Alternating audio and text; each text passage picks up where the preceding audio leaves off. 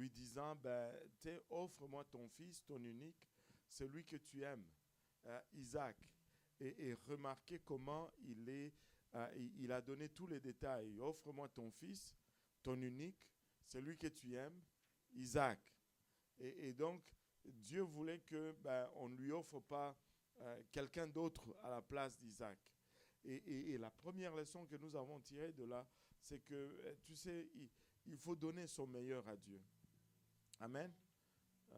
Il faut donner son meilleur à Dieu. Vous n'êtes pas d'accord? Amen. Alléluia. Il faut donner son meilleur à Dieu.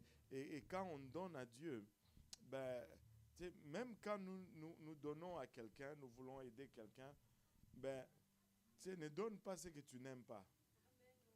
C'est comme, je n'aime pas ça, bon, je vais donner à tel. Ça, c'est pas vraiment de l'amour, là. Tu sais, donne ce que tu aimes.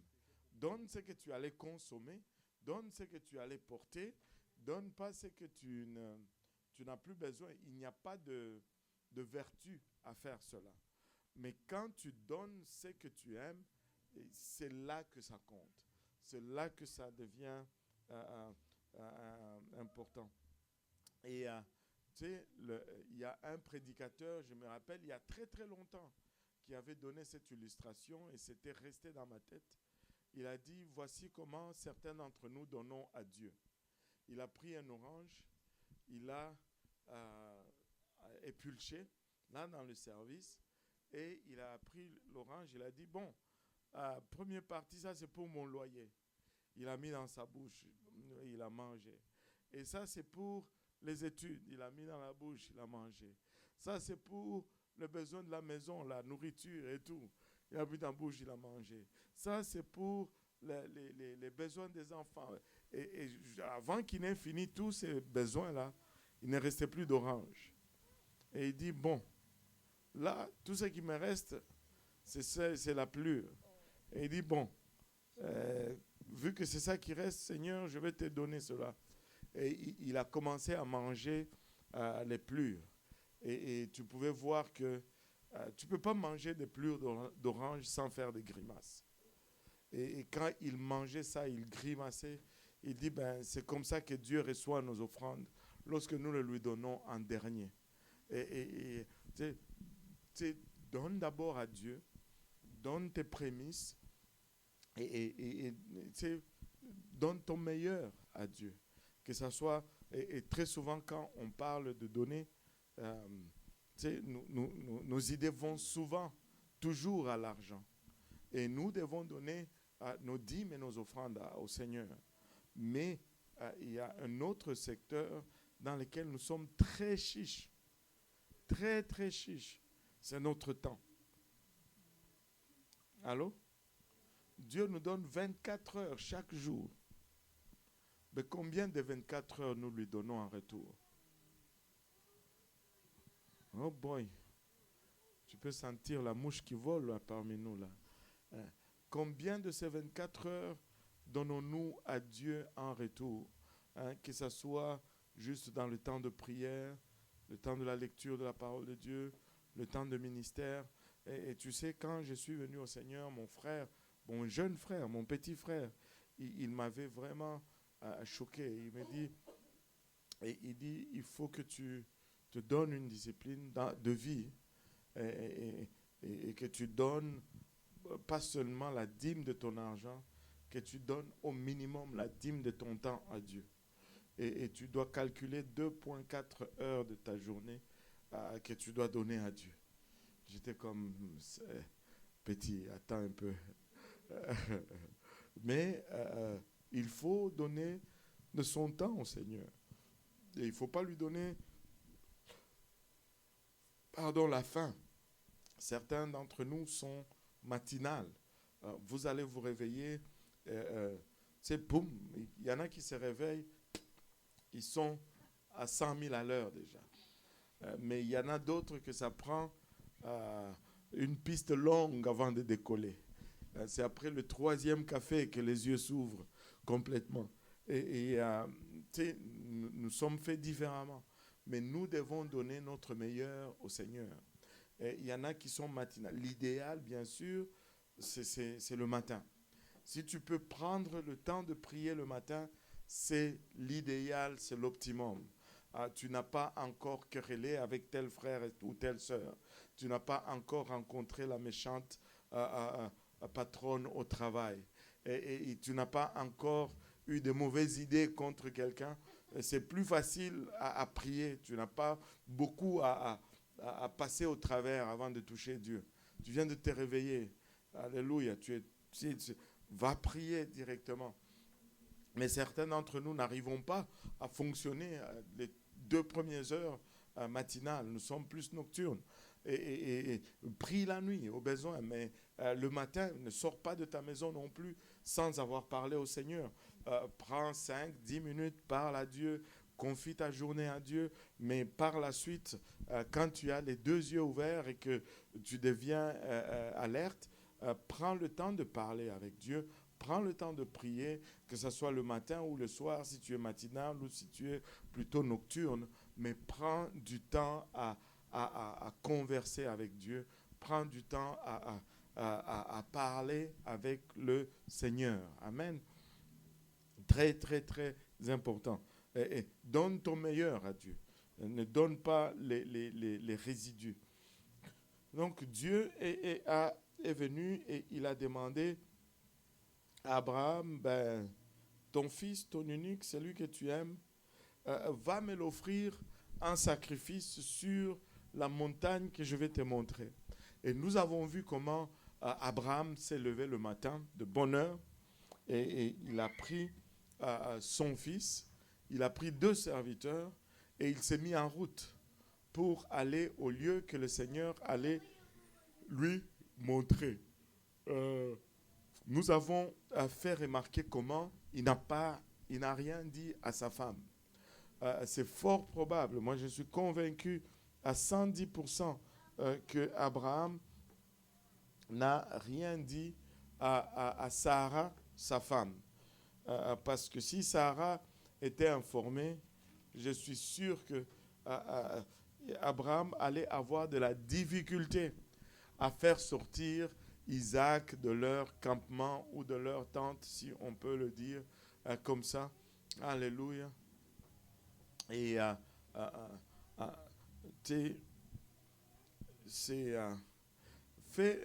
essaye de faire croire à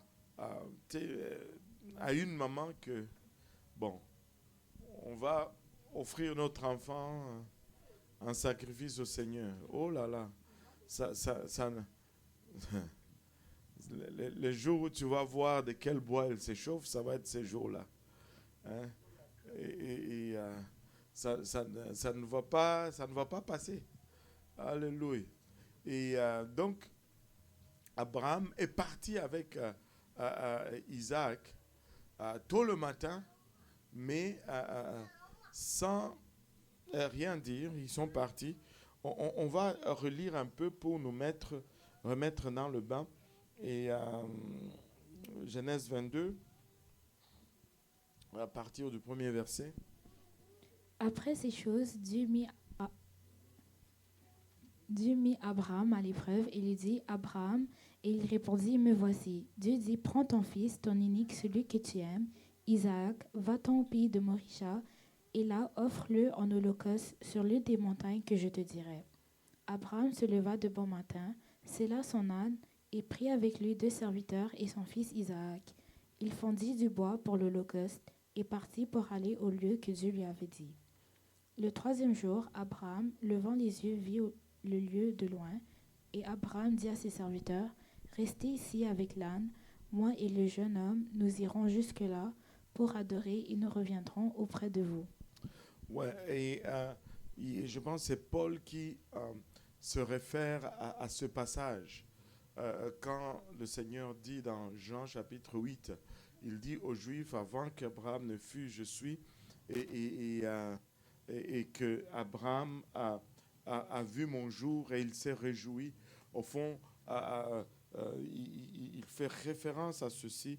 Il a vu de loin au 3e jour, parlant du jour de la résurrection du Seigneur qui est ressuscité 3 jours après avoir passé 3 jours et 3 nuits dans la tombe. Donc, au troisième jour, Abraham leva les yeux et vit le lieu de loin. Il a vu de loin par rapport au temps le jour de la résurrection de Christ, le jour du rachat finalement de l'humanité. Et là, Abraham dit quelque chose à ses serviteurs. Regardez au verset 5. Et Abraham dit à ses serviteurs, Uh-huh.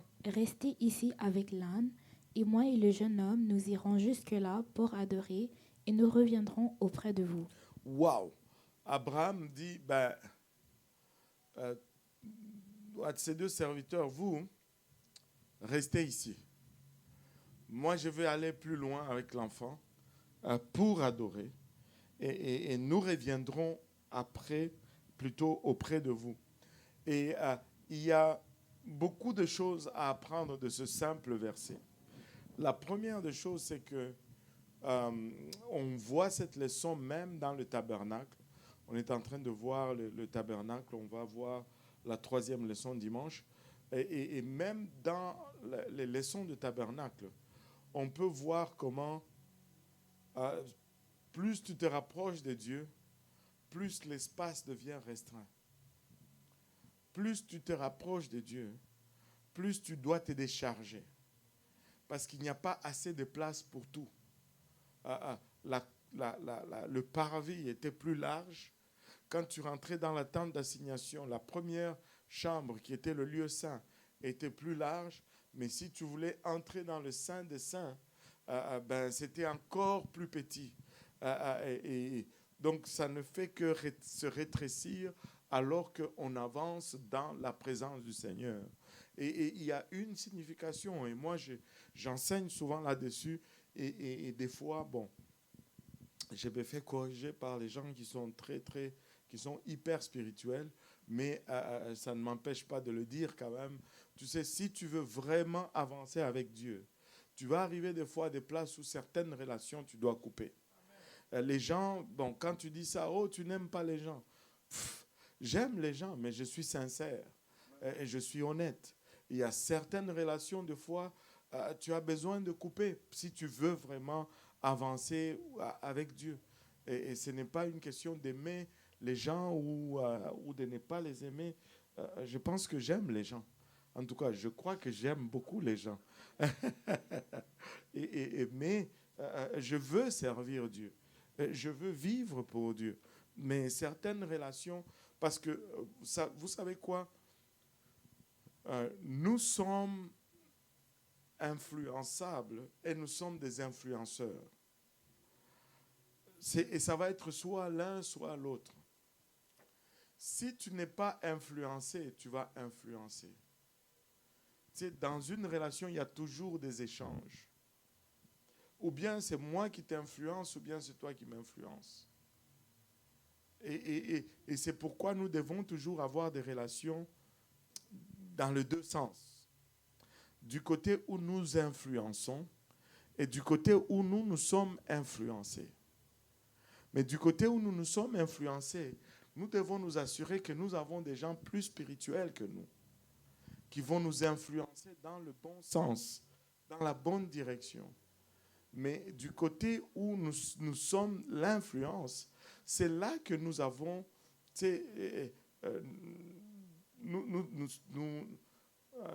nous pouvons avoir des gens qui sont faibles par rapport à nous, spirituellement parlant. Parce que là, nous les influençons. Je reçois ici, je passe ici. Mais mon point fort doit être du côté où je suis influencé, parce que je dois m'accrocher là-bas. Mais du côté où où j'influence, s'il y a quelqu'un maintenant qui commence à être plus fort et m'influencer, je dois couper. Si je ne coupe pas, je vais être emporté. Je vais être emporté. Je ne veux pas être emporté. Je ne veux pas aller en enfer. Avec qui que ce soit, je ne veux pas aller en enfer. Et donc, il y a ces relations que tu es appelé à couper. Abraham est arrivé à cette place. Il est sorti avec ses serviteurs jusqu'à un point. Mais pour aller plus loin, il devait leur dire, vous restez ici. Moi et l'enfant, nous allons aller plus loin. Il a mis pause sur leur influence pour le moment là. Et maintenant, regardez un peu ceci.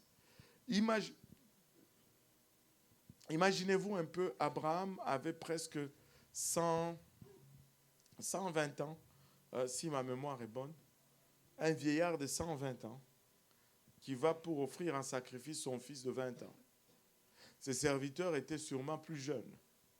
Et vous voyez un peu ce vieillard qui vous laisse l'accompagner jusque-là. Là, il arrive là, il bâtit l'autel et il prend son fils, il l'attache et le met sur l'autel. Et vous êtes là en train de regarder ce vieillard. Moi, je suis sûr que ces serviteurs, avec la meilleure motivation au monde, ils allaient dire, Maître, nous ne pouvons pas te laisser faire cela. Ils allaient dire, il a perdu la raison. Il est trop vieux. Là, il y a des boulons qui sont lousses maintenant dans sa tête. Intervenons, il va nous remercier après. Oui, il va nous remercier après. Et là, ils allaient intervenir et empêcher. Et Abraham a vu cela venir. Il dit, non, je ne veux rien amener qui va m'entraver à faire ce que j'ai besoin de faire pour Dieu. Vous restez ici. Moi et l'enfant, nous allons aller là. Et vous savez, il était pour offrir son propre fils en sacrifice. Mais il dit, nous allons jusque-là pour adorer. Et c'est la première fois que ce verbe est utilisé dans la parole de Dieu, adorer ou adoration. Et il y a un principe dans la parole de Dieu, et c'est le principe de la première mention. Quand quelque chose est mentionné pour la première fois, étudie parce que les caractéristiques vont être respectées pour toutes les autres fois que ce mot va être utilisé. Et une des caractéristiques que nous ignorons très souvent, c'est que l'adoration va demander un sacrifice. L'adoration, s'il n'y a pas de sacrifice, il n'y a pas d'adoration. C'est la louange. On adore Dieu pour qui il est. Pas parce que ça va bien. Quand ça va bien, on loue Dieu. Quand il a fait quelque chose pour nous, on loue Dieu. Et la louange, c'est quelque chose. Mais l'adoration, c'est une autre dimension. L'adoration va nous coûter quelque chose. L'adoration va avoir un prix. Il était en train d'aller offrir son fils, son unique, celui qu'il a attendu pendant 25 ans d'attente. Mais il était là, prêt à l'égorger pour le Seigneur. Et il appelle ça adorer. Adorer. Waouh! Vous savez, c'est quand ça fait mal que notre adoration est le plus précieux. Mais nous avons tendance que lorsque on est dans la douleur, nous avons tendance à nous plaindre au lieu d'adorer. Alors que cette douleur peut être transformée en une arme puissante lorsque nous nous élevons dans l'adoration. Lorsque nous nous élevons et nous crions, Dieu, tu restes Dieu. Je vais t'adorer quand même. Et je vais essuyer mes larmes, mais je vais t'adorer. Ça devient hyper puissant. Ça devient hyper puissant. Dans ta douleur, adore-le. Dans ta douleur, adore-le. Ne gaspille pas ta douleur. Adore-le, reconnais-le, assis-le sur le trône et vois ce qu'il va faire avec ce moment de douleur. Et Abraham était pour offrir son fils et il dit, je vais adorer. Et il dit, regardez, et il dit, et nous reviendrons auprès de vous. À quelque part, je ne sais pas si il a dit ça juste pour calmer les deux ou il a dit ça parce qu'il croyait que Dieu pouvait ressusciter Isaac, même descendre. Le choix vous appartient. Le choix vous appartient. Mais avant d'aller plus loin, je veux que vous remarquez une chose. Il y a eu une progression dans la foi d'Abraham. Quand Dieu l'a appelé, il n'avait pas cette foi qu'il est en train de démontrer lorsque Dieu lui demande son fils là. Amen. Il ne s'est pas réveillé un matin de nulle part, puis Dieu lui dit, monte, offre-moi ton fils. Non, non, non. Il y a eu une progression. Dieu lui dit, quitte tes parents. Il a amené Lot. Dieu lui dit, va en Égypte. Plutôt, va au Canaan. Il va en Égypte. Il n'a pas eu beaucoup de foi au départ. Dieu dit, je te protégerai, tu seras une grande nation. Il dit à sa femme, oh, dis que tu es ma sœur, ne dis pas que tu es ma femme. Il était poltron au départ. Il n'avait pas beaucoup de foi. Mais à travers ces épreuves, sa foi a grandi jusqu'à l'épreuve ultime.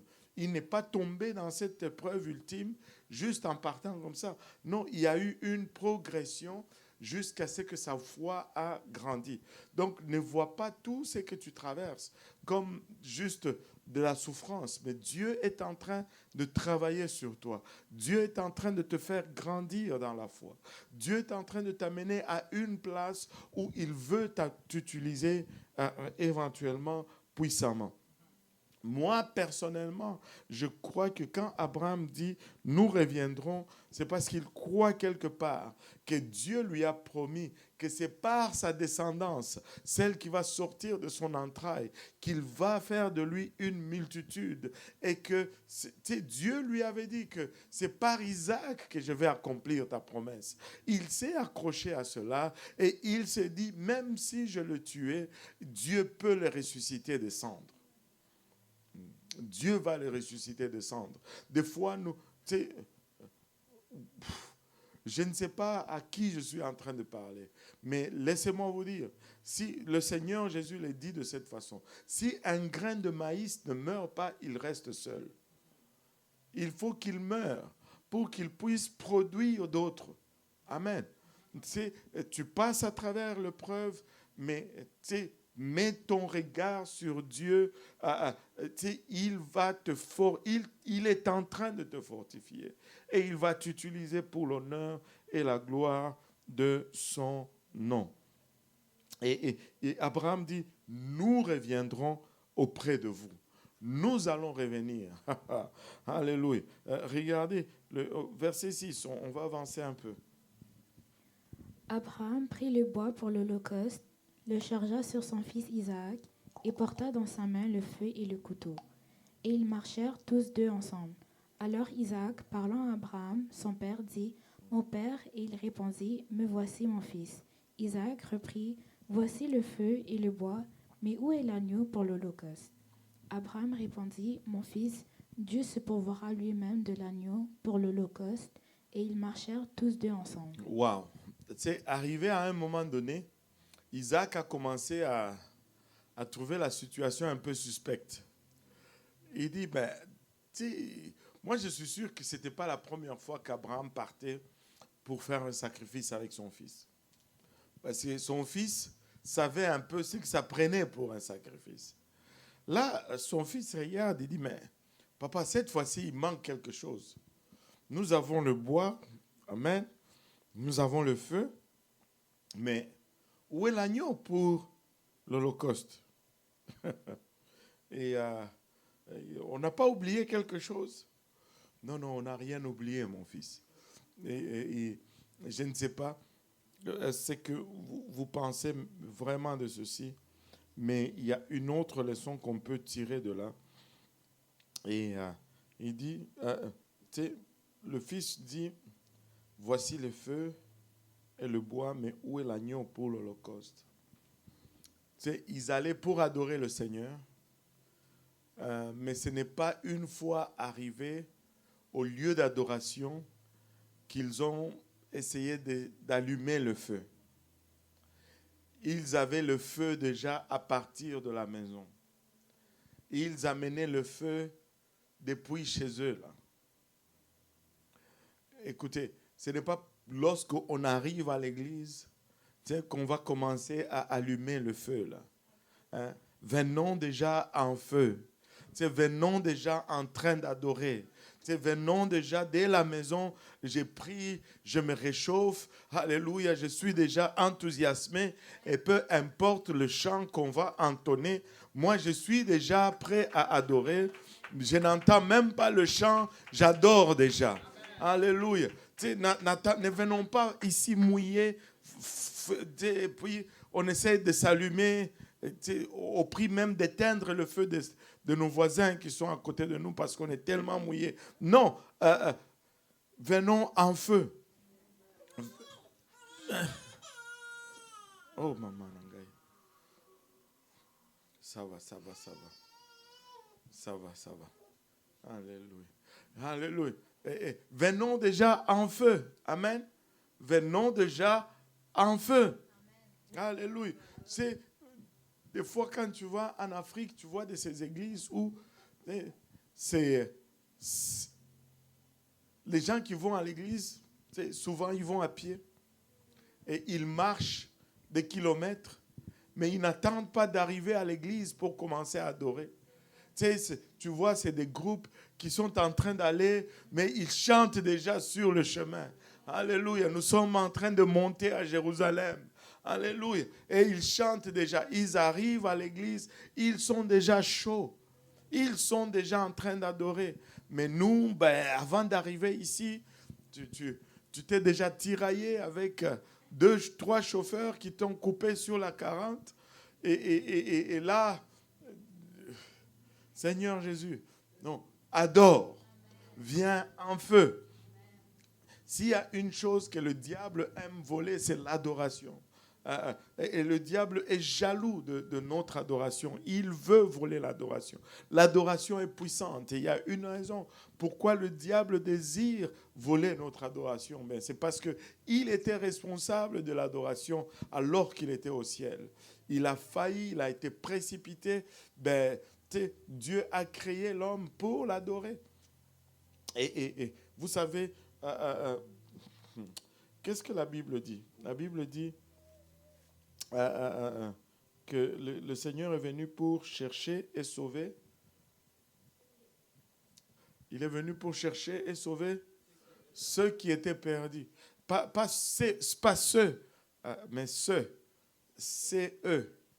Pas C-E-U-X. Parce que ce n'est pas les mondes. Il est venu chercher l'adoration. L'adoration était perdue dans le ciel. Et nous sommes créés pour adorer. Avez-vous remarqué que l'homme est créé pour adorer? Nous allons adorer quelque chose. La question, ce n'est pas si nous allons adorer. La question, ce n'est pas si ou quand. La question, c'est qu'est-ce que nous allons adorer? Nous allons adorer. Il y en a qui adorent l'argent, il y en a qui adorent le plaisir, il y en a qui adorent la célébrité, il y en a qui adorent la paresse. Mais nous adorons Dieu. Tu dois adorer Dieu parce que si tu n'adores pas Dieu, tu vas adorer autre chose. Parce que tu es fait pour adorer. Il y en a qui s'adorent eux-mêmes. Il y a beaucoup d'adorateurs d'eux-mêmes. Ils se mettent eux-mêmes sur le trône de leur vie. Et un prédicateur a dit quelque chose de très puissant.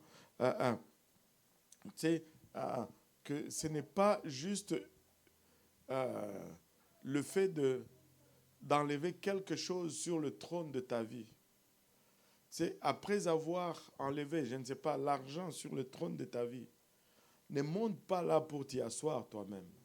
Fais monter Jésus pour qu'il s'assoie sur le trône de ta vie.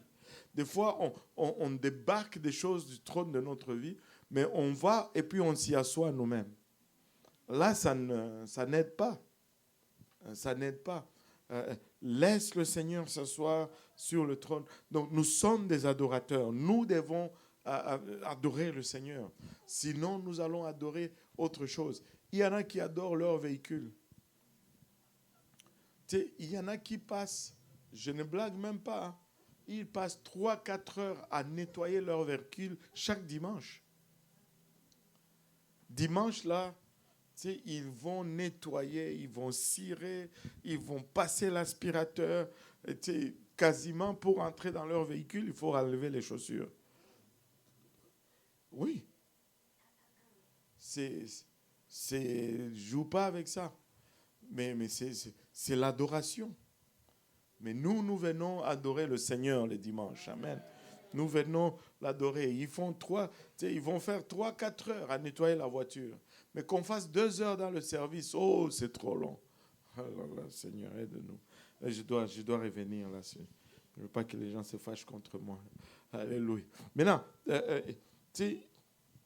Isaac dit, où est l'Holocauste? Parce que là, on a le couteau, on a le feu, on a le bois. Où est l'agneau pour l'Holocauste? Mais Abraham répondit, on a lu la réponse? Oui. Abraham répondit, mon fils, Dieu se pourvoira lui-même de l'agneau pour l'Holocauste. Et ils marchèrent tous deux ensemble. Vraiment, cette phrase devient une des révélations, encore une fois, de ce que Dieu fait. Il ne dit pas Dieu pourvoira lui-même l'Holocauste. Non, il dit Dieu se pourvoira lui-même de l'agneau pour l'Holocauste. Et je ne sais pas si, oui.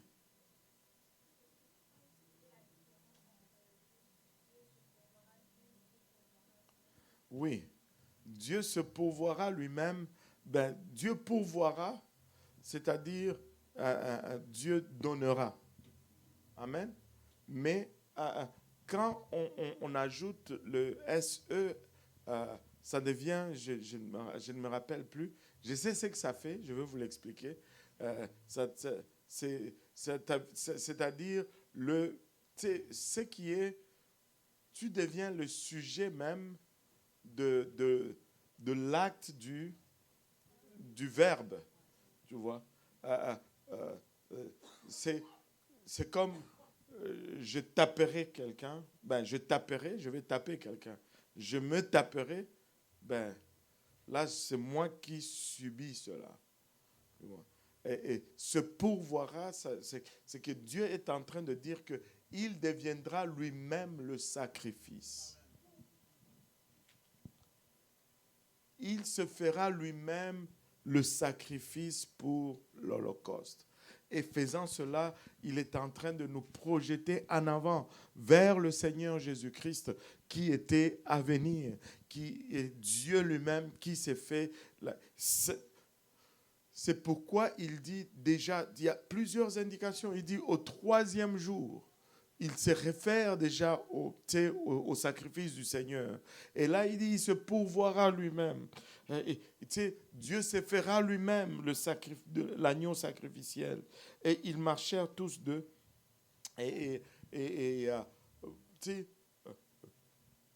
Abraham avait presque, ma mémoire est bonne, et je ne sais pas si je me rappelle, c'est 118 ou 120 ans. Mais Isaac n'était plus un petit garçon. Amen. Est-ce qu'il y a quelqu'un de 20 ans ici? Bon, Jonathan a 20 ans. Ouais. Victoria, Esther aussi. Bon, voilà. C'est à peu près de cette carrure-là que Isaac était. Imaginez-le faisant face à un vieillard de 120 ans. Moi, je suis convaincu, avoir voulu, Isaac aurait pris fuite, Abraham n'allait jamais pouvoir le rattraper. Allô? Donc, on parle et on veut souligner l'obéissance d'Abraham. Mais très souvent, on néglige l'obéissance et la soumission d'Isaac. Il s'est laissé attacher là. Il aurait pu se battre avec son père. Attends, j'ai déjà vu ce qui est arrivé à tous les agneaux qu'on a attachés. J'ai vu leur sort. Là, c'est moi que tu attaches là, à côté de... Non. Je ne sais pas si quelqu'un ici allait rester tranquille. Non, on souligne souvent l'obéissance d'Abraham, mais on néglige beaucoup la soumission et l'obéissance d'Isaac. Et des fois, il faut apprendre de deux côtés. Des fois, nous devons juste accepter de subir, mais des fois, nous devons accepter d'agir. Mais permettez-moi de vous suggérer cela, que même malgré il y a cette obéissance d'Isaac, je peux vous rassurer que celui qui avait le plus mal, c'était Abraham. Parce qu'il aurait accepté volontiers qu'il meure à la place de son fils. Amen. Juste ton enfant a un mot de tête, tu dis, Seigneur, donne-moi même ces mots de tête et qu'il soit bien. N'est-ce pas? Et l'épreuve était plus intense sur Abraham que sur Isaac. Mais toutefois, nous devons souligner l'obéissance d'Isaac. Nous devons souligner cette soumission d'Isaac. Regardez verset 9. Lorsqu'ils furent arrivés au lieu que Dieu lui avait dit, Abraham y éleva un autel et rangea le bois. Il lia son fils Isaac et le mit sur l'autel par-dessus le bois. Puis Abraham étendit la main et prit le couteau pour égorger son fils. Alors l'ange de l'Éternel l'appela des cieux et dit, Abraham, Abraham, il répondit, me voici. L'ange dit, n'avance pas ta main sur l'enfant et ne lui fais rien, car je sais maintenant que tu crains Dieu et que tu n'as pas refusé ton fils, ton unique. Abraham leva les yeux et vit derrière lui un bélier retenu dans un buisson par les cornes, et Abraham alla prendre le bélier et l'offrit en holocauste à la place de son fils. Alléluia. Et là, Abraham était prêt à égorger. Et le couteau, laissez-moi vous dire, il n'était pas 30 cm comme on les présente souvent dans certains dessins.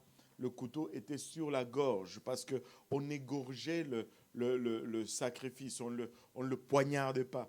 Et d'où l'insistance dans l'appel de l'ange. C'était à la dernière minute. Et l'ange n'a pas dit comme Victoria l'a dit, Abraham, Abraham.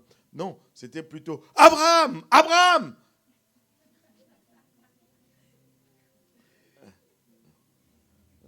Il faut mettre le bon ton quand tu lis l'histoire. Sinon, on perd quelque chose dans le message. Elle a sursauté? Aïe, aïe, aïe. Bon, l'ange a crié, Abraham, Abraham, parce que Abraham allait égorger son fils. Et là, l'ange dit, n'avance pas ta main sur l'enfant, ne lui fais rien, car je sais maintenant que tu crains Dieu, alléluia, et que tu ne m'as pas refusé ton fils, ton unique.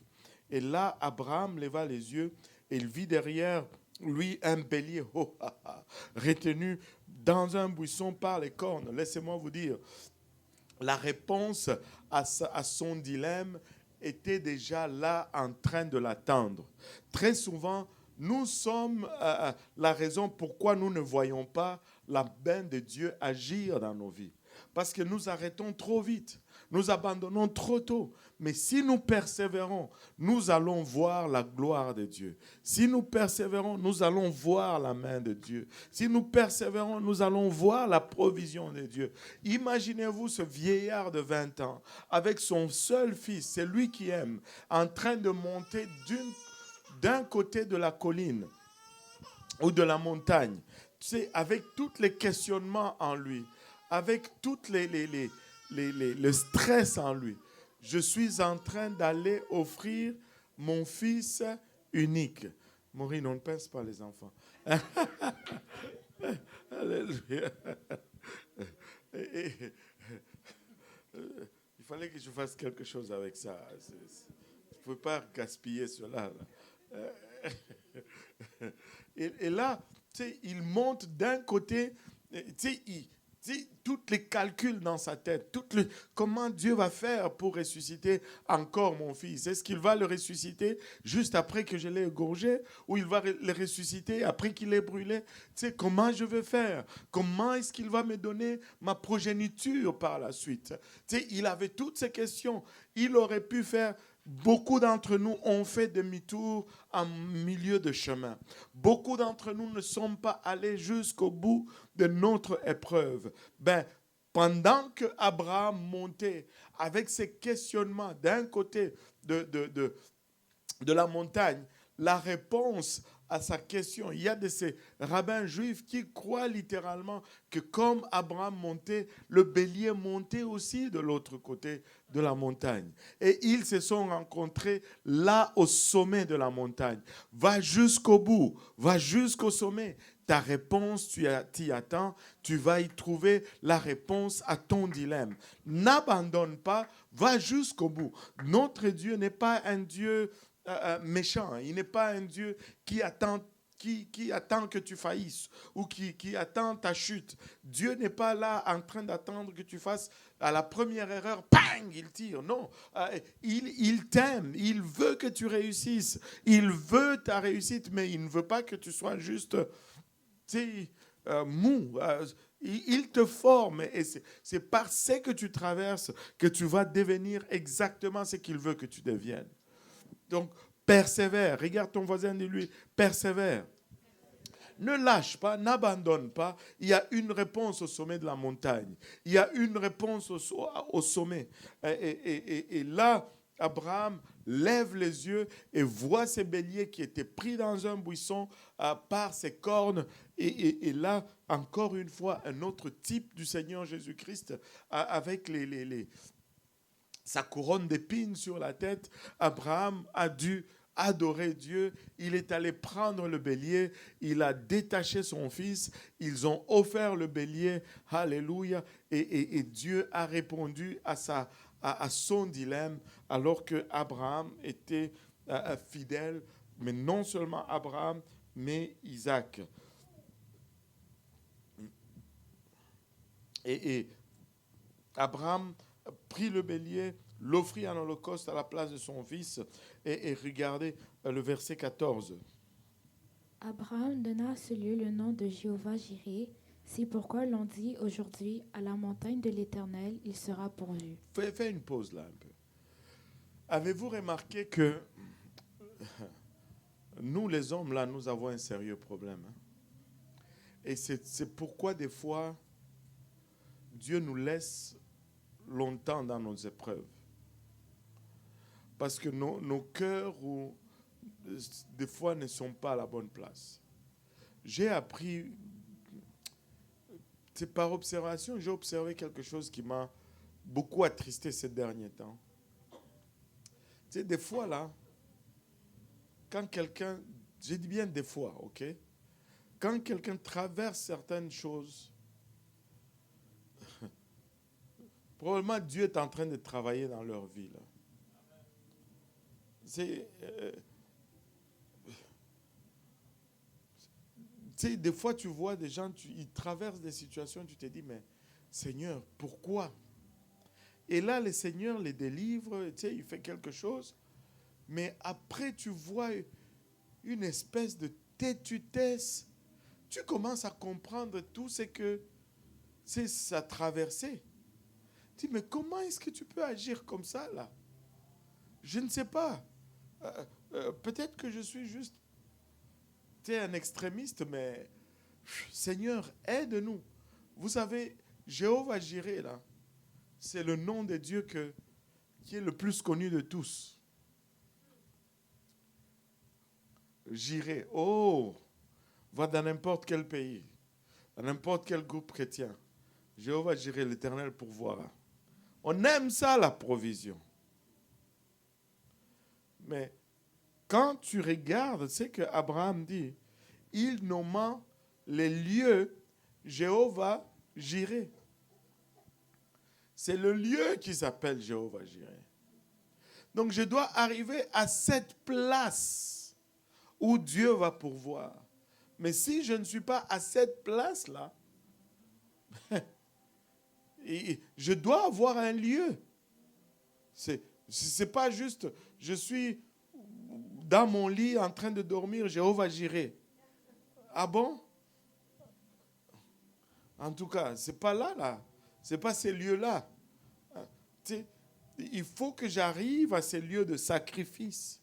Il faut que j'arrive à ces lieux où mon cœur est littéralement déchiré en deux. Abraham, ce n'était pas un moment de plaisir pour lui, là.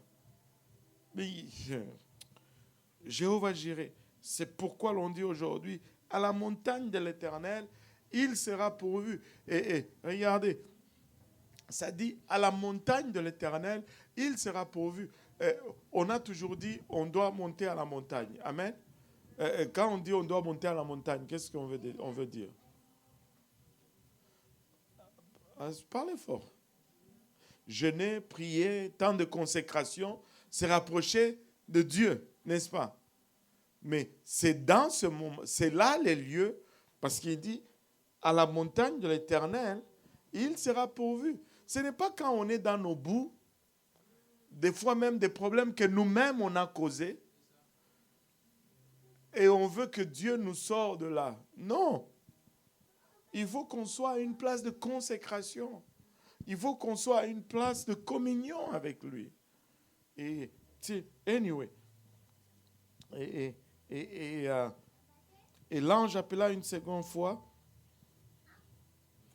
Verset 15. L'ange de l'Éternel appela une seconde fois Abraham des cieux. Il dit, je le jure par moi-même, parole de l'Éternel, parce que tu as fait cela et que tu n'as pas refusé ton fils, ton unique, je te bénirai et je multiplierai ta postérité comme les étoiles du ciel et comme le sable qui est sur le bord de la mer.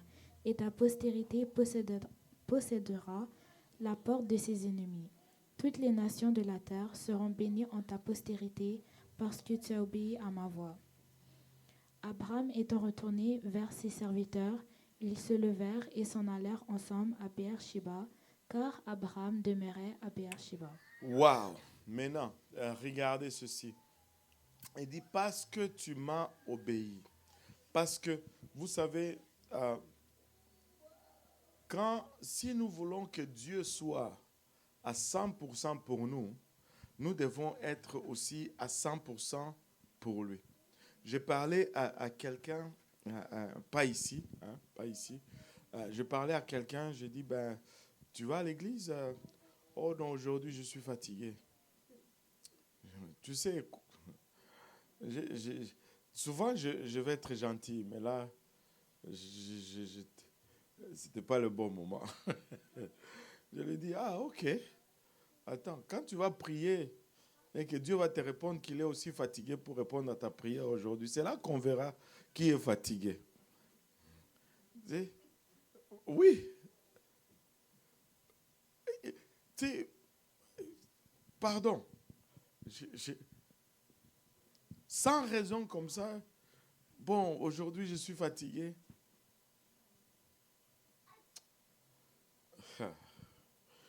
En tout cas, fatigue-toi.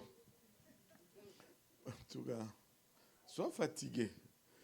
Je ne suis pas en train de vous faire la pression, mais je suis en train de dire, mettons nos priorités à la bonne place. Et soyons sincères, honnêtes avec le Seigneur. Moi, je peux vous dire ceci. Il faut que je sois mourant pour que je ne vienne pas à l'église. Je préfère encore venir et dormir dans le sanctuaire que rester à la maison. Je préfère être là, le prédicateur est en train de prêcher, mais je suis quand même à la maison de l'Éternel. Alléluia. Parce que, écoute, tu vas aller, une fois ça m'est arrivé, j'étais tellement fatigué, on était à la maison, et puis ils sont tous venus à l'église, ils m'ont laissé. Je pense que c'était un samedi, ils sont venus à la réunion de prière, ils m'ont laissé. Oh, parce que tu étais trop fatigué, tu dormais. Tu sais, et le comble est que je me réveille, il était comme 20 heures, mais ils étaient partis avec toutes les voitures. Et là, tu trouves le temps long. Parce que ce temps, tu es habitué à ce qu'il il y ait quelque chose qui remplit ce temps-là. Moi, je ne sais pas qu'est-ce que les gens font dimanche après-midi à la maison, là. Je n'ai aucune idée. C'est long. Quand je suis en Afrique, souvent, ils ont un seul service. On va à l'église le matin, et puis à 13h, on est à la maison. Là, on commence à tourner en rond. J'ai dit, mais qu'est-ce qu'on fait? Là, c'est extrêmement long. Faisons un service ou quelque chose. Je ne sais pas. Mets tes priorités à la bonne place. C'est sois tout pour Dieu. Et Dieu sera tout pour toi. Amen. Donc, je ne veux pas être méchant, mais je suis juste très gentil. Je veux juste qu'on y arrive tous de la bonne façon. Amen. Alléluia. Donc, Abraham est retourné avec son fils. Certes, c'était une expérience particulière. Et là, Isaac est sorti littéralement grandi de cette expérience. Ben, Sarah va décéder par la suite et Sarah va être enterrée et Isaac va être tellement affecté par la mort de sa mère et que Abraham se dit je dois lui chercher une femme. Amen. Mais Abraham ne voulait pas lui prendre une femme quelconque de là où ils étaient. Abraham est allé lui prendre une femme dans leur pays, parmi leur peuple. Mais non, il faut suivre l'exemple d'Isaac. Quand ton père choisit une femme, tu épouses. Il n'y a eu qu'un seul amen. Tous ceux qui ne sont pas mariés là sont restés silencieux comme pas possible. Aïe, aïe, aïe, aïe, aïe, aïe, aïe. Je veux bien choisir. Je veux bien choisir, Victoria. Là, je pars au Congo. Oh.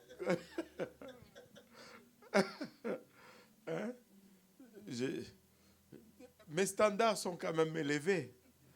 Pourquoi vous ne me faites pas confiance? Aïe, aïe, aïe, aïe, aïe.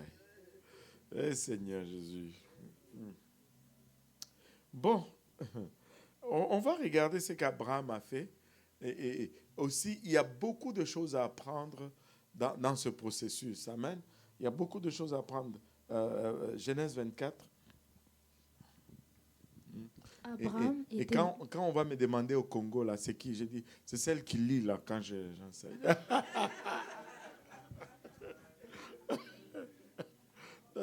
Je te taquine, Victoria. Je te taquine. Vas-y, lis. N'arrête pas de lire maintenant. Abraham était vieux, avancé en âge, et l'Éternel avait béni Abraham en toutes choses.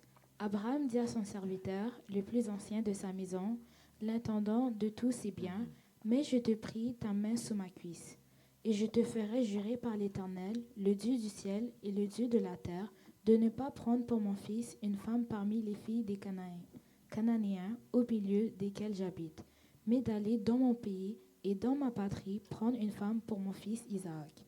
Le serviteur lui répondit, peut-être la femme ne voudra-t-elle pas me suivre dans ce pays-ci? Devrais-je mener ton fils dans le pays d'où tu es sorti? Abraham lui dit, garde-toi d'y mener mon fils. L'Éternel, le Dieu du ciel, qui m'a fait sortir de la maison de mon père et de ma patrie, qui m'a parlé et qui m'a juré en disant, je donnerai ce pays à ta postérité, lui-même enverra son nom. Il y a de la place aussi ici. On ne va pas vous poser des questions parce que vous êtes en avant. Il y a de la place là. Et il y a de la place là, là, là, là. Alléluia. Bon, parce que les gens ont tendance à vouloir rester en arrière là. Oui, vas-y, continue. L'Éternel, le Dieu du ciel, qui m'a fait sortir de la maison de mon père et de ma patrie, qui m'a parlé et qui m'a juré en disant, je donnerai ce pays à ta postérité, Lui-même enverra son ange devant toi, et c'est de là que tu prendras une femme pour mon fils. Si la femme ne veut pas te suivre, tu seras dégagé de ce serment que je te fais faire. Seulement, tu n'y mèneras pas mon fils. Le serviteur mit sa main sous la cuisse d'Abraham, son seigneur, et lui jura d'observer ces choses. Le serviteur prit 10 chameaux parmi les chameaux de son seigneur, et il partit, ayant à sa disposition tous les biens de son seigneur. Il se leva et alla en Mésopotamie, à la ville de Nachor. Ouais, attends d'abord. Et là, on voit que Abraham veut finalement avoir cette femme pour son fils Isaac. Et il fait venir son serviteur, un homme de confiance dans sa maison. Et il lui fait jurer, ne prends pas une femme dans cette contrée. Retourne chez nous. Va prendre. Abraham avait vu ce qui s'est passé là. Et il dit, retourne chez nous. Prends une femme chez nous. Et il fait jurer, il met tout à la disposition de son serviteur. Et les serviteurs avaient des préoccupations. Il dit, mais si la femme ne veut pas me suivre, il dit, si la femme ne veut pas te suivre, tu vas être exempté du serment que tu me fais, mais retourne chez nous. Et là, il lui donne accès à tous ses biens. Parce qu'en ce temps-là, on donnait la dot. Chez nous, on donne encore la dot. Amen. Qui est-ce qu'on donne la dot chez eux là? Si tu veux venir épouser ma fille, mon ami, tu dois payer. Bon, je n'ai plus de filles, mais tu dois donner la dot. Il y a ces pratiques aujourd'hui, il n'y a plus de dot. Mais la dot, c'est important. Moi, je sais que c'est important. C'est symbolique, mais c'est très important. Bon, il y a des familles qui ne donnent pas la dot. Et apparemment, chez les Indiens, c'est la femme qui donne la dot. Alléluia. Les gars, vous avez entendu? Il faut aller en Inde.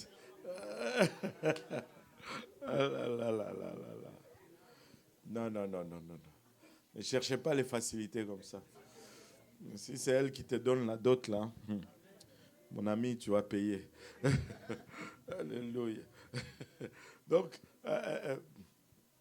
peu importe, il y a de la valeur à respecter certaines traditions. Amen. Et là, le serviteur avait accès à tout le bien de son maître. Alléluia. Et il a pris combien de chameaux?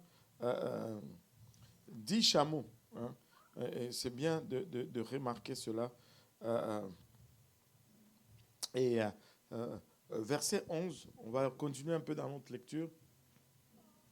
Il fit reposer les chameaux sur leurs genoux hors de la ville, près d'un puits au temps du soir, au temps où sortent celles qui vont puiser de l'eau. Il dit, Éternel, Dieu de mon Seigneur Abraham. Là, le serviteur se trouve face à une mission, à un dilemme. Au fait, il ne savait même pas par où commencer. Mais il se dit, autant mieux commencer à la bonne place, c'est-à-dire devant Dieu. Il prie. Des fois, nous négligeons la prière. Combien de fois ma femme, ça c'est vraiment une habitude pour elle, elle est extraordinaire, ma femme. À chaque fois qu'elle va égarer quelque chose, elle va prier. Seigneur, j'ai égaré la chose, montre-moi. Et elle va retrouver cela. Elle va retrouver cela. Et dernièrement, ça fait 3 sur 3. Tous les prédicateurs qui viennent, ça a commencé avec la sœur David Bernard, et puis il y avait eu, je ne me rappelle plus qui, et là c'était la sœur Cantrell. Ma femme a à cœur d'acheter un sac pour ces femmes-là. Mais c'était encore grave hier. Ma femme est allée chez Winners, elle a regardé des sacs. Elle a pris un sac qu'elle sentait que c'était ce sac-là. Mais hier, après le service, quand elle donne le sac à la sœur Cantrell, Elle a failli quasiment pleurer. Elle dit, regarde chérie, c'est le sac que je voulais acheter. Il l'avait même pris. Et puis ils se sont dit, ah, il n'y a pas assez d'argent. Elle a remis la même couleur, les mêmes sacs. Elle connaissait même le prix. Mais quand tu pries, parce que ma femme prie, Seigneur, donne-moi d'acheter ce qu'elle veut et ce qu'elle a besoin.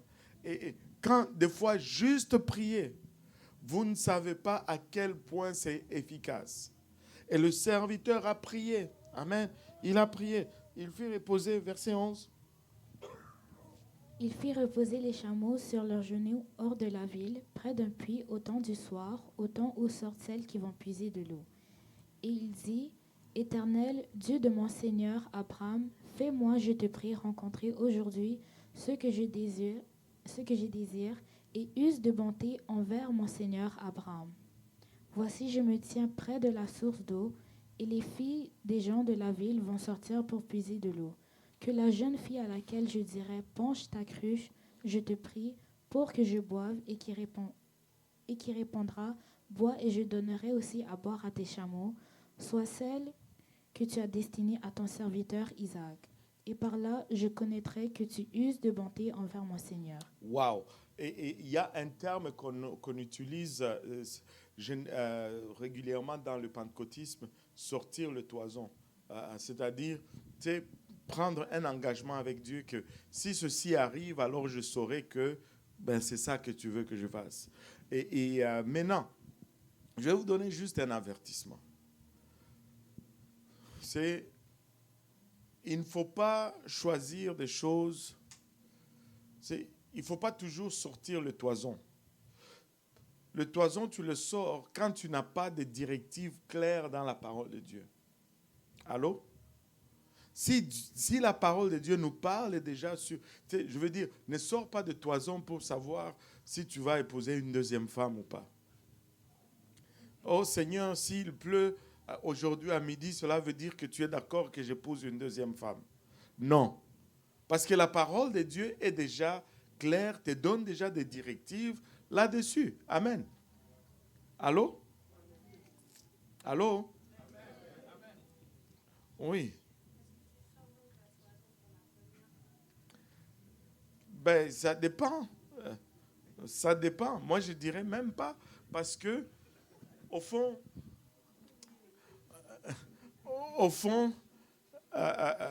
je vais te dire quoi. Parce que très souvent, on veut fuir nos responsabilités. Tu sais, j'ai épousé ma femme là parce que je l'aime. Tu sais, prie déjà, oui. Regarde le critère de Dieu, oui. Mais la Bible nous dit, c'est lui qui trouve une femme. N'est-ce pas? Oui ou non? Oh. Oui, d'accord? Pas celui que Dieu lui donne une femme. Tu sais, tu dois trouver. Écoutez, aussi les femmes là, si quelqu'un te dit, oh, Dieu m'a dit, fuis. C'est un manipulateur. C'est un manipulateur. Tu sais, j'ai lu une fois, je ne sais pas si j'ai enregistré cette image, quelqu'un qui a écrit, il dit, mon frère, arrête de dire, Dieu m'a dit, et puis commence à essayer de gagner le cœur de la sœur. Là. Hein? Dieu m'a dit, Dieu t'a dit quoi? Moi aussi, il faut que Dieu me dise. Il va seulement te parler, toi, moi, il ne me dit pas. Non. Et vice-versa. Et si une femme vient te dire, oh, Dieu m'a dit, ou Dieu m'a montré que c'est toi qui es mon mari, fuis. Attends que c'est de la manipulation. Attends que Dieu te montre aussi. Et s'il te montre, prie. Est-ce que Dieu te montre que tu vas travailler, mettons, c'est quoi, chez Hydro-Québec. Et puis tu vas chez Hydro-Québec, tu dis, Dieu m'a dit.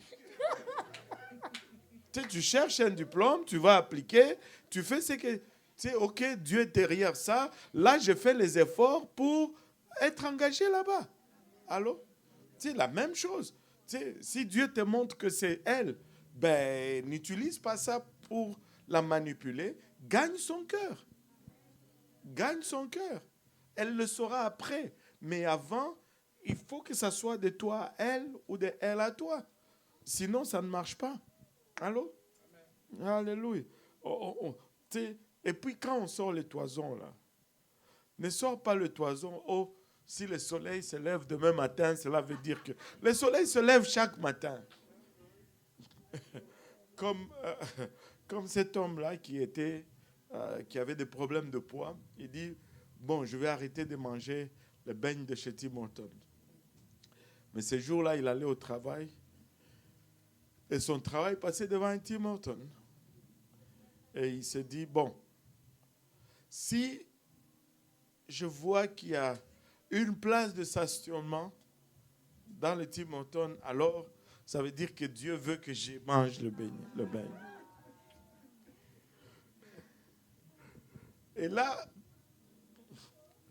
il est arrivé au travail avec une boîte d'une douzaine. Et là, les gens au travail lui disent, oh, toi tu avais dit que, oh non, il dit, non, j'ai prié, j'ai consulté Dieu. Il dit, bon, on lui demande, mais comment tu as fait? Il dit, ben j'ai dit à Dieu, s'il y avait une place de stationnement devant les Tim Hortons, ça veut dire qu'il était d'accord que je prends. J'ai dit, et puis on lui dit, il y a eu une place? Il dit, oui, après que j'ai fait 15 tours du stationnement, il y a eu une place qui s'est libérée, gloire à Dieu, et j'ai... Ça, c'est pas le toison.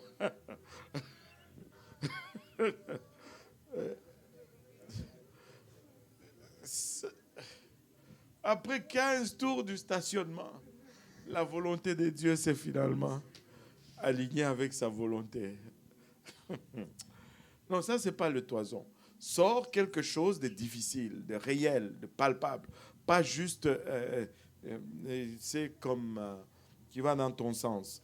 Et là, quand le serviteur prie ici, il dit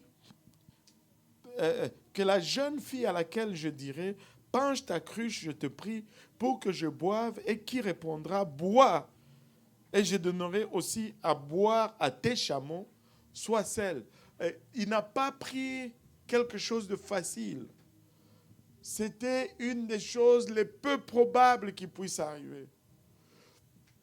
Et très souvent, quand on lit, vu qu'on ne regarde pas le contexte de l'histoire, on manque le point. Parce que plusieurs d'entre nous ne sont pas familiers avec les chameaux. Un chameau, avez-vous une idée combien un chameau peut boire?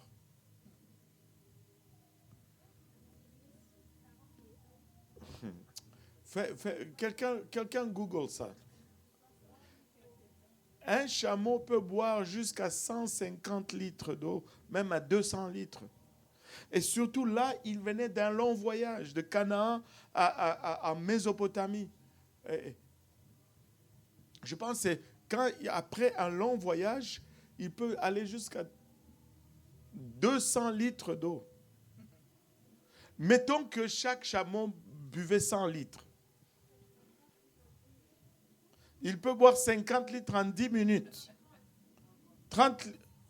130 litres en 10 minutes. «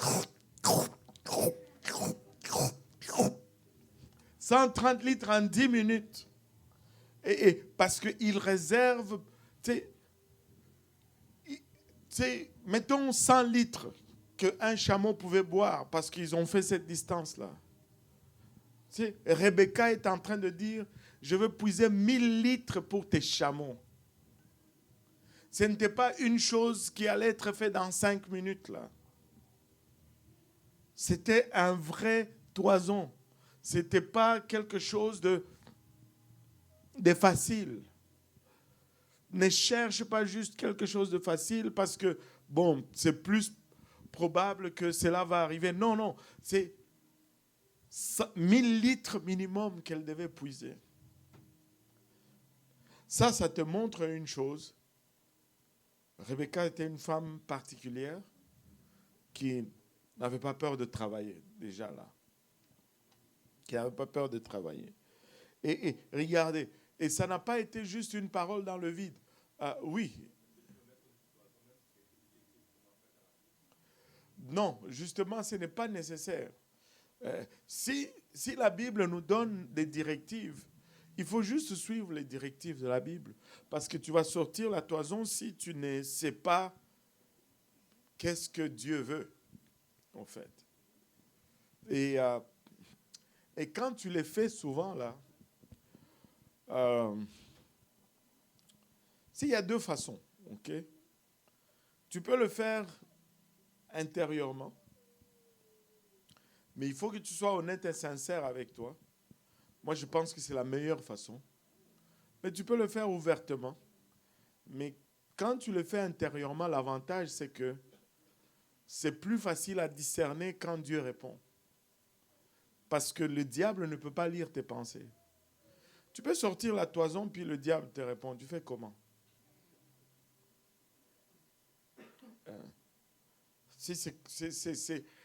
Il faut suivre la parole de Dieu. Amen. La parole de Dieu ne disait pas que c'était Rebecca. Donc, il a mis un système pour pouvoir discerner c'était qui la personne. Regardez verset 15. Il n'avait pas encore fini de parler que sortit sa cruche sur l'épaule Rebecca, née de Bethuel, fils de Milca, femme de Nachor, frère d'Abraham. C'était une jeune fille très belle de figure. Elle était vierge et aucun homme ne l'avait connue. Elle descendit à la source, remplit sa cruche et remonta. Le serviteur courut au-devant d'elle et dit « Laisse-moi boire, je te prie, un peu d'eau de ta cruche. » Elle répondit « Bois, mon Seigneur. » Et elle s'empressa d'abaisser sa cruche sur sa main et de lui donner à boire. Quand elle eut achevé de lui donner à boire, elle dit « Je puiserai aussi pour tes chameaux jusqu'à ce qu'il ait assez bu. » Wow! Elle dit, je puiserai aussi pour tes chameaux jusqu'à ce qu'ils aient assez bu. Et regarde, au verset 20.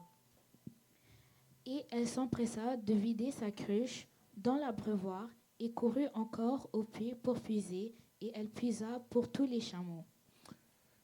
Elle ne l'a pas tout simplement dit, elle l'a fait.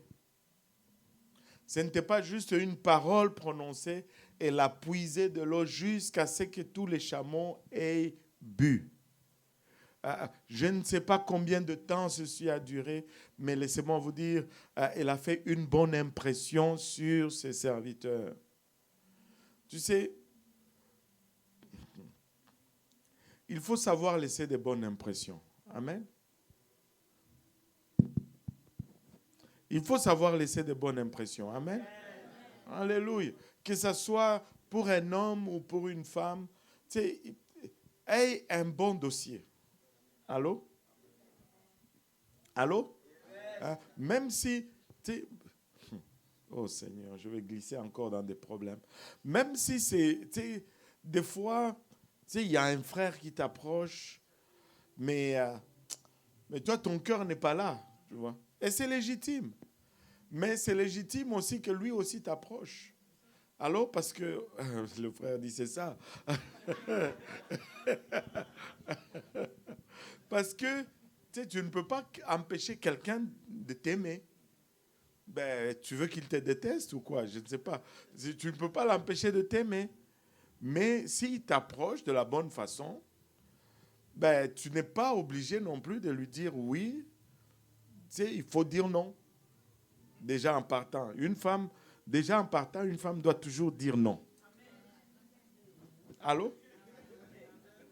Pas le non là. Non. Non. Un vrai non là. Bon. Il faut, parce que c'est ça.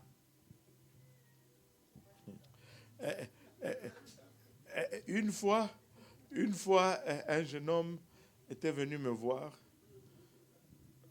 C'est entre le pôle Nord et le pôle Sud, ok? Il est venu me voir, il me dit, oh bon, en tout cas, moi, mon cœur bat pour telle personne. J'ai dit, bon, ok, vas-y. Et c'est bon de s'informer comme ça parce que tu ne sais pas tout ce qui se passe. C'est approprié. Amen. Et ici, on ne choisit pas qui épouse qui, mais on insiste pour qu'il y ait un protocole qui soit respecté, c'est-à-dire une façon de faire pour garder la bienséance dans l'Église. Parce qu'il y a beaucoup de jeunes qui grandissent. D'abord, copain, copine, ça n'existe pas là. Amen. Il n'y a pas de copain, copine, il n'y en a pas dans la Bible, il n'y en aura pas dans l'Église. Dans l'Église, c'est les fiançailles et puis le mariage. Point final. Et si un garçon n'a pas encore fini l'école, qui n'a pas encore un travail, ne vient même pas me voir. Il faut que tu vas vivre avec elle chez tes parents? Non. Vous allez manger quoi? Tu ne veux pas faire souffrir l'enfant de quelqu'un. Tu sais, j'ai aimé la maman de Frère Simplice. Frère Simplice dit pasteur. Non, c'est du bon. Il faut donner les exemples. C'était une des seules mamans. Et toutes les mamans veulent toujours défendre leurs enfants. Mais pas la maman de Simplice. Hein? Elle est venue et dit, pasteur, moi je ne sais pas là, moi je ne suis pas ici, mais moi je ne veux pas que la fille de quelqu'un commence à souffrir là. Êtes-vous sûr de cet homme là? C'est sa propre mère. Je ne veux pas que l'enfant d'autrui commence à souffrir. Ça m'a apaisé. J'ai dit, lui là, il est brûlé parce que même il est obligé de bien faire parce que même sa propre mère. Tu ne veux pas. Allô, ça fait du sens, non? Donc, oui. Et puis le jeune homme est venu me voir. Ouais. J'ai dit, ok, c'est bon. Le timing est bon. Tu peux. C'est le moment. Bon, il est allé, puis il revient. Elle a dit non. Et puis, il était abattu. C'est fini. Moi, j'ai secoué ma tête. J'ai dit, mais toi, quand tu allais là-bas, tu pensais qu'elle allait te dire oui? Tu viens juste comme ça, puis on te dit oui. Moi, je ne sais pas qu'est-ce que les jeunes d'aujourd'hui. Battez-vous. Si tu vois que... Je ne sais pas. Je ne sais pas, mais si tu aimes quelqu'un, tu aimes. Tu vas monter le Kilimandjaro, tu vas traverser tu vas tout faire. Tu vas tout faire. On te dit non, tu n'as pas compris. Et puis tu continues. Tu travailles, tu fais des recherches, tu vas sur Google, tu tapes le nom de la personne, qu'est-ce qu'elle aime, c'est quoi ses plats forts. Cherche, travaille, parce que tu dois gagner son cœur. Tu ne vas pas... Alors, c'est comme... Eva, elle t'attendait là, tu reviens, oui, non. Mais non. Paye un prix, travaille. Elle te dit non. Ok, demain, je viens encore frapper. Avec des fleurs, je vais savoir son chocolat préféré, sa saveur, je vais savoir toutes ses couleurs, je vais savoir tout ce qu'elle aime, je saurai. Parce que je suis intéressé. Mais, de quoi sont faits les hommes aujourd'hui là?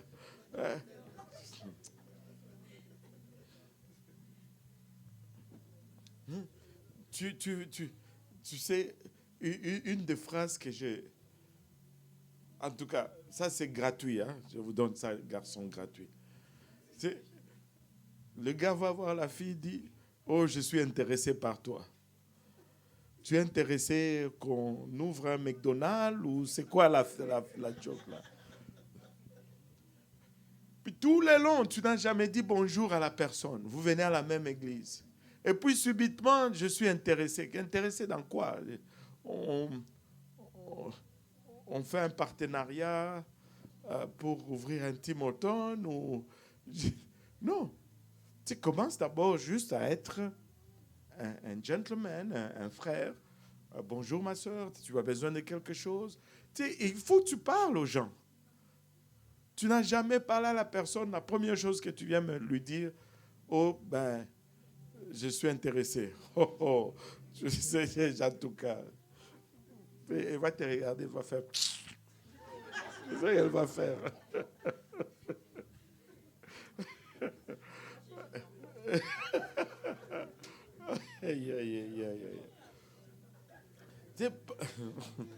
Hé Rebecca, où est-ce que tu nous as amenés, Rebecca?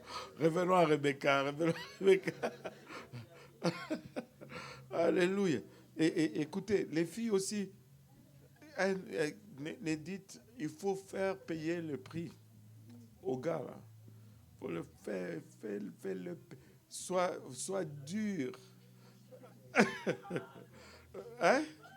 Ah, moi je suis très d'accord.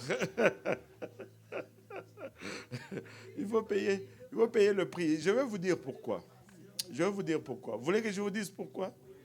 Bon, je vais vous dire pourquoi. Vous savez, l'homme et la femme sont faits différemment. Amen. Nous sommes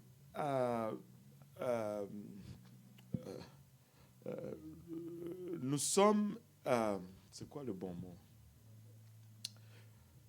Nous sommes attirés par des choses différentes. Les choses qui nous activent sont différentes. Pour la femme est plutôt émotionnelle. Et ce qui va l'activer, ça va être une touchée, que ce soit physique ou verbal. Mais l'homme est plutôt cartésien. Et ce qui va l'attirer, c'est visuel. Or, le visuel est toujours superficiel. Donc, tu ne veux pas que vous restez dans le superficiel. Tu veux donner à l'homme l'opportunité d'aller dans la profondeur, en fait. Et si tout est facile, si tu lui dis juste oui, ben, il n'a pas besoin d'aller plus. Il faut qu'il arrive à une place où il se questionne, est-ce que c'est vraiment elle? Et la seule façon qu'il arrive à ça, c'est qu'il faut que ça lui coûte quelque chose. Parce que si tu fais ça et que les filles vont dire, ah mais pasteur, et s'il partait? Ben, tant mieux. Parce que s'il part maintenant, il allait partir après. Et partir après, alors que vous avez déjà fait autre chose, vous avez déjà signé des papiers, ce n'est plus bon. S'il n'est pas capable de tenir maintenant, oublie ça. Mieux vaut qu'il parte là, qu'il vienne gâter ta vie. Allô? Parce que je vous dis, il y a des fois, il y a de ces femmes qui sont mariées, mais ça ne va pas du tout parce qu'on n'a pas mis tout ce... on n'a pas eu le temps de bien observer le candidat, de le mettre à l'épreuve et de voir tout remonter à la surface. Enfin, je ne suis pas en train de dire que si tu fais ça, ça sera parfait. Mais au moins, tu sauras avec quoi tu t'engages. Amen. Et puis, l'autre aussi, ça lui permet son processus de grandir dans son choix. Parce que lui, il commence toujours superficiellement. Lui, il commence juste dehors. Un homme, il ne t'a même pas parlé, il t'aime déjà. Il te voit passer là, il est déjà attiré. Mais pour une femme, ce n'est pas comme ça. Ce n'est pas comme ça. C'est ça le problème là. Ah, hein? Oh Rebecca, on retourne à Rebecca. Rebecca nous donne des problèmes aujourd'hui. Ah là là. Donc, il a mis le vrai toison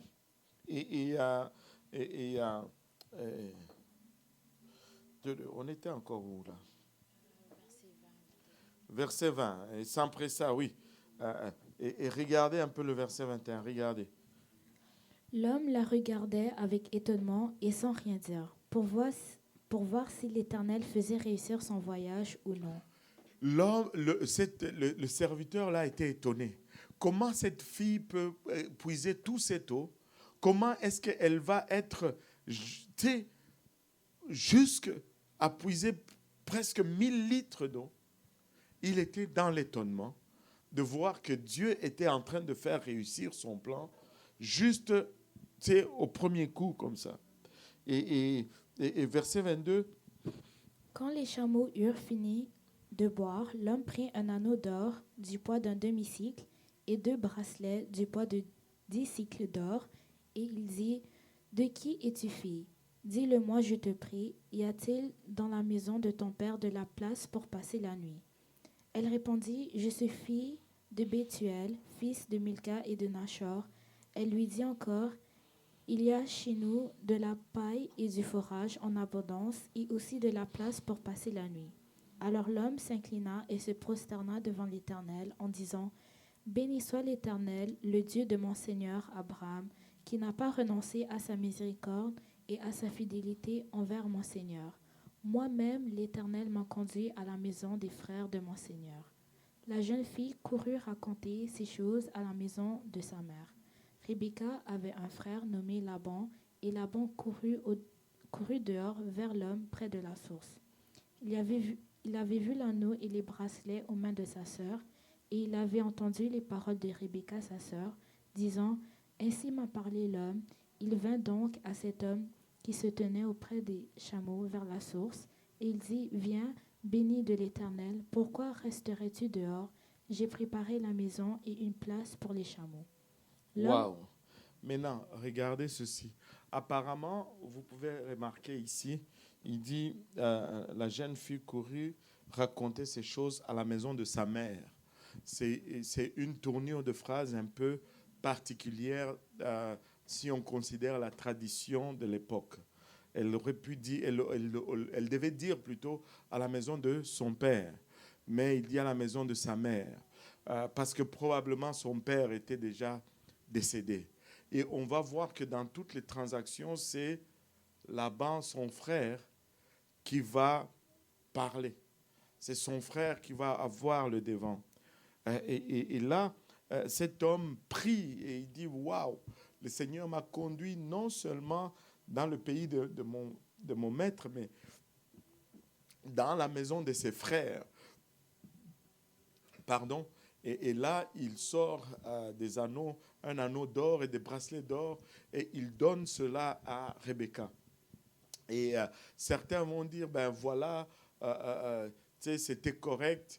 Et moi, je dis toujours, il faut faire la part des choses entre ce qui est coutume et culture de leur époque et ce qui est parole de Dieu.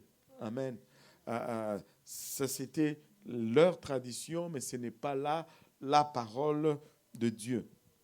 Et là, Rebecca va dire cela chez elle, et son frère accourt et regardez comme la Bible, de manière presque subtile, nous annonce un peu le caractère de Laban. Au verset 30, il nous dit, il avait vu l'anneau et les bracelets aux mains de sa sœur, et il était tout de suite attiré par la richesse. Waouh, c'est un homme riche. Et ma sœur va épouser un homme riche et on va lui imposer une très bonne dot et on va s'enrichir. Le caractère de Laban est mis déjà à l'avant dès que ce personnage est cité dans la Bible. Et certes, le serviteur d'Abraham va aller passer nuit chez Laban et on va le laisser là-bas pour au moins une semaine et on va revenir après pour voir comment il va s'en sortir. Il est allé, il a trouvé Rebecca et laissez-moi vous dire, nous avons appris beaucoup de leçons dans cette portion de la Bible. Il faut être travaillant. Rebecca, elle a été choisie parce qu'elle était travaillante. Je ne sais pas combien de filles qui allaient puiser l'eau à ce puits allaient accepter de puiser comme Rebecca a accepté pour tous les chameaux.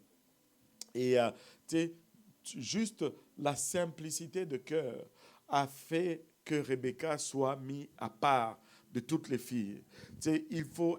Elle a montré de la courtoisie vis-à-vis de cet homme. Et c'est de là qu'est venue cette bénédiction. Donc, montrons de la courtoisie vis-à-vis l'un de l'autre et n'errons pas du côté de la paresse. Soyons travaillants et Dieu va veiller à ce que nous soyons bénis. soyons persévérants dans nos efforts. Dieu va s'assurer à ce que nous rencontrons la réponse à nos dilemmes. Ne reculez pas, ne faites pas la moitié du chemin. Allez jusqu'au sommet de la montagne. Le bélier qui va remplacer le sacrifice que vous allez donner à Dieu se trouve sur le sommet de la montagne, se trouve au bout de votre épreuve. Si vous abandonnez en milieu de votre épreuve, vous n'allez jamais voir la réponse que Dieu avait prévue pour votre situation. Allons jusqu'au bout. Soyons engagés avec Dieu, avec simplicité de cœur. Soyons engagés avec Dieu. Soyons des gens en feu. Venons à l'église avec anticipation. Venons à l'église avec s'attendant que Dieu va faire quelque chose. Parce que laissez-moi vous dire, Dieu est en train de faire des grandes choses. Amen. Est-ce qu'il y a des questions par rapport à aujourd'hui? Alléluia. Hein? Alléluia. Maintenant, les gars savent comment faire. Alléluia. Mes gars vont faire des recherches avant. Mais il faut que tu me montres d'abord un travail avec au moins 6 mois de chèques de paye avant qu'on commence à parler. Amen. Alléluia, amen, gloire à Dieu. Vous n'allez pas venir manger chez moi, ça c'est sûr. Amen. Nous voulons des travaillants, des hommes qui pourvoient pour leur maison. Amen. Vous savez, lisez bien la Bible, parce que vous lisez, vous sautez des choses. Quand Dieu a maudit l'humanité là, dans le jardin d'Éden, là, qu'est-ce qu'il avait dit à la femme? Toi, tu vas souffrir dans l'enfantement. Amen. Et tes désirs se porteront vers ton mari et il dominera sur toi. Mais qu'est-ce qu'il a dit à l'homme? Tu mangeras à la sueur de ton front. C'est ta responsabilité de pouvoir. Allô? Ne restez pas silencieux là. C'est ta responsabilité de pourvoir. Un homme doit pourvoir financièrement pour sa maison. Et je ne suis pas contre les femmes qui travaillent. Je ne suis pas contre. Mais j'ai toujours dit, c'est une question de priorité. Mais je ne veux pas dire, oh, ma femme travaille. Non, non, non. Si elle travaille, elle travaille. Mais ce n'est pas sa responsabilité là. Ce n'est pas à elle de stresser s'il n'y a pas de nourriture à la maison. Ce n'est pas à elle de stresser si c'est ta responsabilité en tant qu'homme. Alléluia. D'aller suer et d'amener le nécessaire à la maison. Amen. Si elle travaille, alléluia. Mais c'est ma responsabilité. Amen. Alléluia. Le Seigneur est bon. Comme il n'y a pas de questions, on va l'adorer. Je m'attendais à une ribambelle de questions, mais on s'en est sorti pas mal. Battons nos mains pour le Seigneur. Donc, alléluia.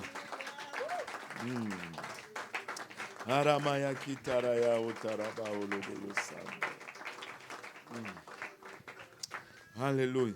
Je ne sais pas, vu que dans le sous-sol, est-ce qu'il y a quand même quelque chose en bas? C'est dans le lobby? Ok, on va prier et puis on va aller partager qu'est-ce qui a été apprêté pour nous. Et merci à tous et puis on se donne rendez-vous prochainement. Amen. Alléluia. Le doyen va nous conduire en prière. Levons-nous ensemble et élevons la voix vers le Seigneur. Papa, nous te bénissons, nous te rendons grâce. Nous te remercions encore, papa. Une fois encore de plus, Seigneur, tu nous as conduits à ta maison, papa. Nous te disons merci, papa, pour la parole. Nous te disons merci aussi, Seigneur, pour tous ceux qui vont entendre ce Seigneur. Papa, ton onction sera sur eux, éternel Dieu tout-puissant. Bénis ici la fraternité que nous allons avoir, Seigneur, soit dans nos conversations, papa, dans tout ce que nous allons entreprendre, Seigneur, par la suite, et que ton gloire te revienne. Que le peuple de Dieu dise au nom de Jésus. Au nom de Jésus. Alléluia. Battons nos mains pour le Seigneur.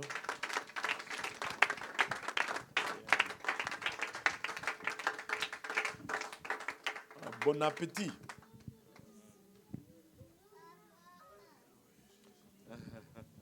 Comment ça va Thierry? Ça va très bien. En forme, hein? Toujours. Super. Et vous? Ah oui, pas mal. Là, j'ai oublié.